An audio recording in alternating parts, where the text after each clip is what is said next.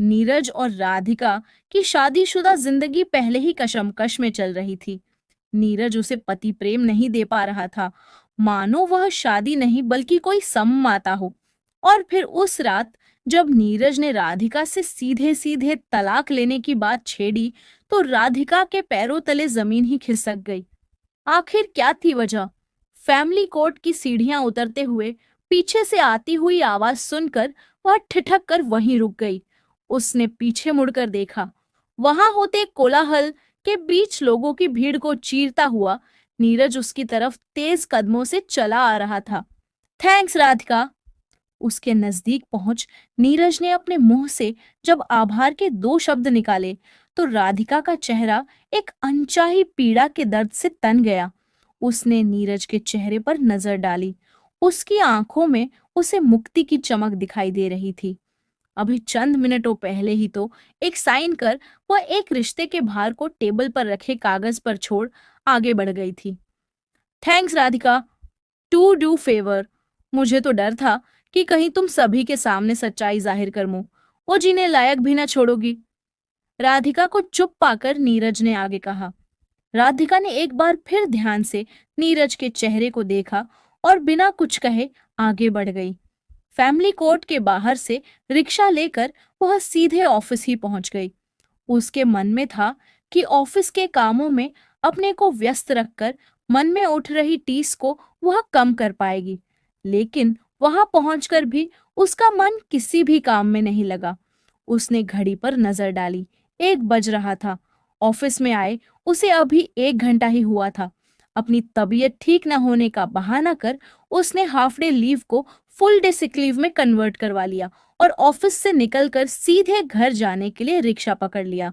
Society compound में प्रवेश कर उसने लिफ्ट का बटन दबाया, पर सहसा याद आया कि आज सुबह से बिजली बंद है और शाम 5 बजे के बाद ही सप्लाई वापस चालू होगी। पो पो मन से वह सीढ़ियां चढ़कर तीसरी मंजिल पर आई। फ्लैट नंबर सी 302 का ताला खोलकर अंदर से दरवाजा बंद कर वह सीधे जाकर बिस्तर पर पसर गई। कुछ देर पहले बरसकर थम चुकी बारिश की वजह से वातावरण में ठंडक छा गई थी, लेकिन उसका मन अंदर से एक आग की तपिश से जला जा रहा था। नेहा अपने बॉस के साथ बिजनेस टूर पर गई हुई थी और कल सुबह से पहले नहीं आने वाली थी, वरना मन में उठ रही टीस उसके संग बांटकर अपने को कुछ हल्का कर लेती। बेडरूम में उसे घबराहट होने लगी तो वह उठकर हॉल में आकर सोफे पर सिर टिकाकर बैठ गई। उसकी आंखों के आगे जिंदगी के पिछले 4 साल घूमने लगे। चलो अच्छा ही है, दो दोस्तों के बच्चे अब शादी की गांठ से बंध जाएंगे तो दोस्ती अब रिश्तेदारी में बदलकर और पक्की हो जाएगी। राधिका के नीरज से शादी के लिए हाँ कहते ही जैसे पूरे घर में खुशियां छा गई थीं। राधिका के पिता ने अपने दोस्त का मुंह मीठा करवाया और गले से लगा लिया। राधिका ने अपने सामने बैठे नीरज को चोरी छिपे नजरें उठाकर देखा। वह शर्माता हुआ नीची नजरें किए हुए चुपचाप बैठा था। न्यू जर्सी से अपनी पढ़ाई पूरी कर अभी कुछ महीने पहले ही आया, नीरज शायद यहाँ के माहौल में अपने आप को फिर से पूरी तरह से एडजस्ट नहीं कर पाया। यही सोचकर राधिका उस वक्त उसके चेहरे के भाव नहीं पढ़ पाई। अपने पापा के दोस्त दीना नाची को वह बचपन से जानती थी, लेकिन नीरज से उसकी मुलाकात इस रिश्ते की नींव बनने से पहले कभी कभी ही हुई थी। 12वीं पास करने के बाद नीरज 5 साल के लिए स्टूडेंट वीजा पर न्यू जर्सी चला गया था और जब वापस आया तो पहली ही मुलाकात में चंद घंटों की बातों के बाद उनकी शादी का फैसला हो गया। नीरज, मैं तुम्हें पसंद तो हूं ना? बगीचे में नीरज का हाथ थाम कर चलती राधिका ने पूछा। हाँ, लेकिन क्यों ऐसा पूछ रही हो? उसकी बात का जवाब देते हुए नीरज ने पूछा। बस ऐसे ही, अगले महीने हमारी शादी होने वाली है, पर तुम्हारे चेहरे पर कोई उत्साह न देखकर मुंह डर सा लगता है। कहीं तुमने किसी दबाव में आकर तो इस शादी के लिए हाँ नहीं की ना? पास ही लगी बेंच पर बैठते हुए राधिका ने नीरज को देखा। अपना बिजनेस सेट करने की थोड़ी टेंशन है। इसी उलान में रहता हूँ कि कहीं शादी का यह फैसला जल्दी तो नहीं ले लिया। कहते हुए नीरज ने अपनी पैंट की जेब से रूमाल निकाला और माथे पर उभर आई पसीने की बूंदों को पोंछ डाला। इसमें टेंशन लेने वाली बात ही क्या है? शादी तो समय पर हो ही जानी चाहिए। वैसे भी जीने के लिए पैसा नहीं, अपने लोगों के पास होने की जरूरत होती है। कहती हुई राधिका ने नीरज के कंधे पर अपना सिर टिका दिया। बात तो सच है तुम्हारी, पर फिर भी हर वक्त एक डर सा बना रहता है। नीरज ने अपने हाथ में अभी भी रूमाल पकड़ रखा था। छोड़ो भी, अब यह डर और कोई रोमांटिक बात करो ना मो, आज से। कहती हुई राधिका ने आसपास नजर दौड़ाई। बगीचे में अधिकांश जोड़े अपनी ही मस्ती में खोए हुए थे। सहसा राधिका नीरज के और करीब आ गई और उसके हाथ की उंगलियां उसकी छाती पर हरकत करने लगीं। यह क्या हरकत है राधिका? कहते हुए नीरज ने एक आटके से राधिका को अपने से दूर कर दिया और अपनी जगह से खड़ा हो गया। राधिका के लिए नीरज का यह व्यवहार अप्रत्याशित था। वह नीरज की इस हरकत से सहम गई। तभी दरवाजे की घंटी बज उठी। राधिका अपनी यादों से बाहर निकलकर खड़ी हुई और दरवाजा खोला। नेहा प्रधान है? दरवाजे पर कुरियर वाला खड़ा था। जी, इस वक्त वह घर पर नहीं है। लाइए मैं साइन कर देती हूँ। राधिका ने पैकेट लेने के लिए अपना हाथ आगे बढ़ाया। पैकेट देकर कुरियर वाला चला गया। दरवाजा बंद करती हुई राधिका ने पैकेट को देखकर उसके अंदर कोई पुस्तक होने का अंदाजा लगाया।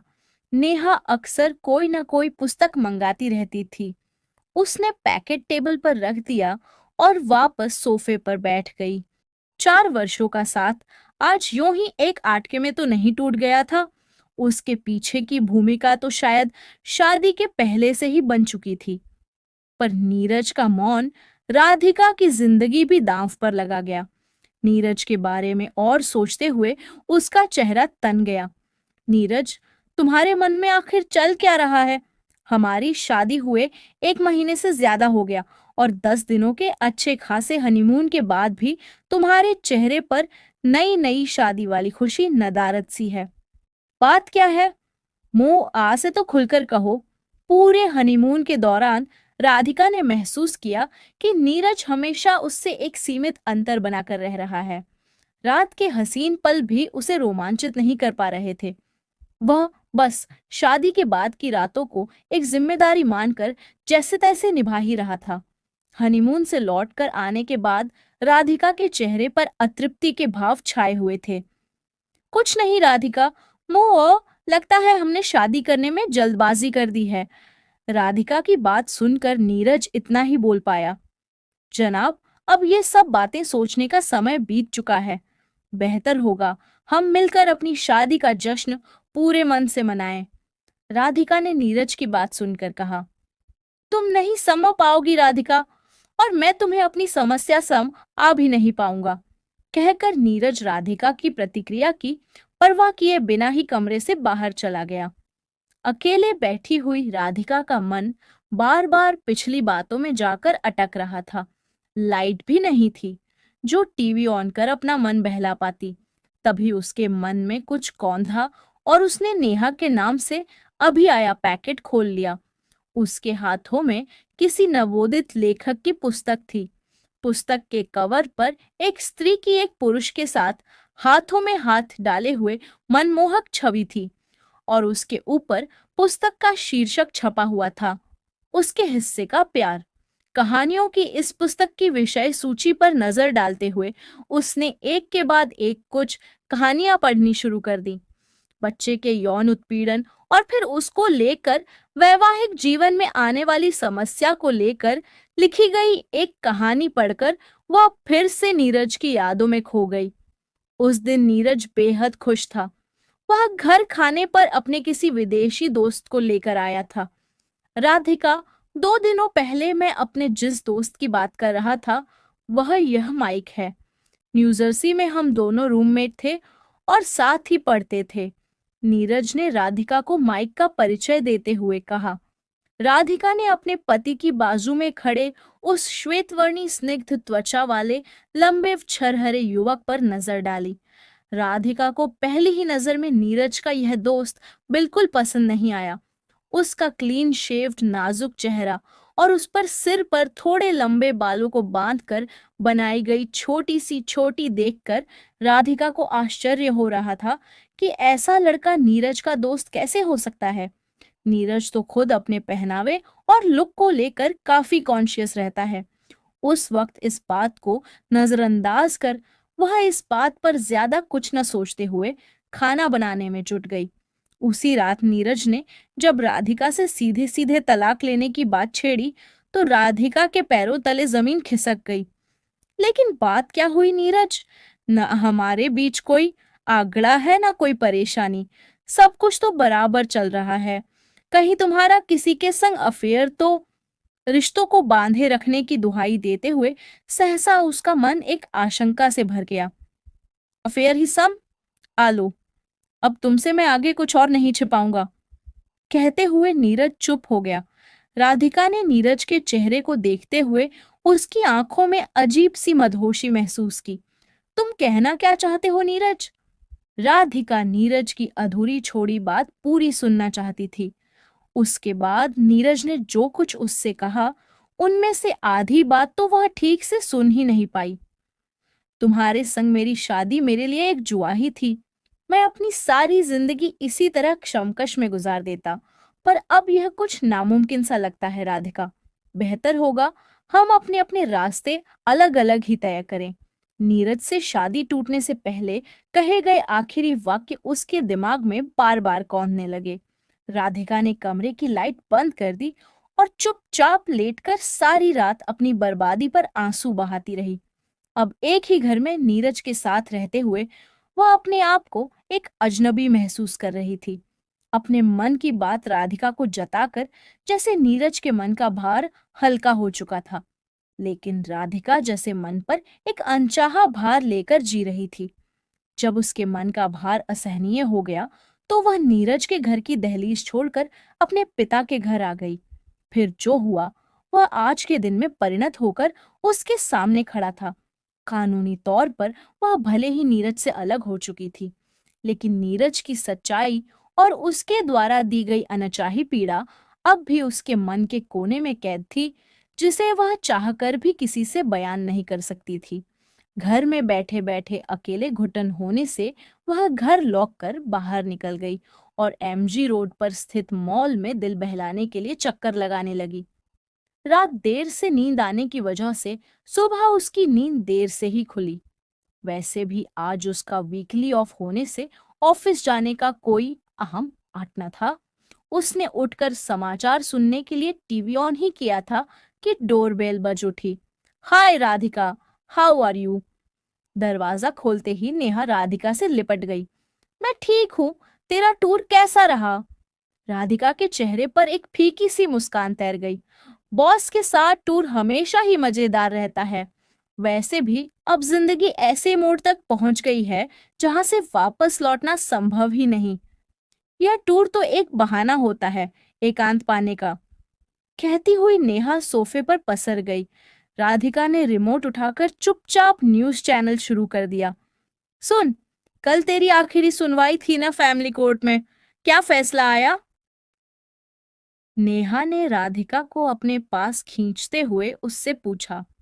फैसला तो पहले से ही तय था, बस साइन ही करने तो जाना था, राधिका ने ओमन से जवाब दिया। लेकिन तूने अभी तक नहीं बताया कि आखिर ऐसा क्या हुआ जो तूने नीरज से अलग होने का फैसला ले लिया।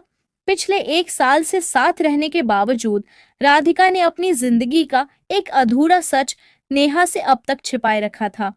भारत की न्याय प्रणाली में एक ऐतिहासिक फैसला सेक्शन 777 के तहत अब गे और लेस्बियन संबंध वैधा तभी टीवी स्क्रीन पर आती ब्रेकिंग न्यूज देखकर राधिका असहज हो गई।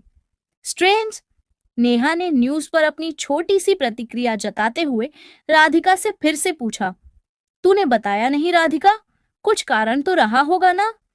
बस समझ ले, कल उसे एक अनचाहे रिश्ते से कानूनी तौर पर मुक्ति मिली और आज उस मुक्ति की खुशी मनाने का मौका भी उसी कानून ने उसे दे दिया। राधिका की नजरें अभी भी टीवी स्क्रीन पर जमी हुई थी, लेकिन नेहा उसकी नम हो चुकी आंखों में तैर रही खामोशी को पढ़ चुकी थी। दोस्तों, यह कहानी आपको कैसी लगी? कमेंट करके जरूर बताएं। वीडियो को लाइक करें, शेयर करें, चैनल को सब्सक्राइब जरूर करें। धन्यवाद।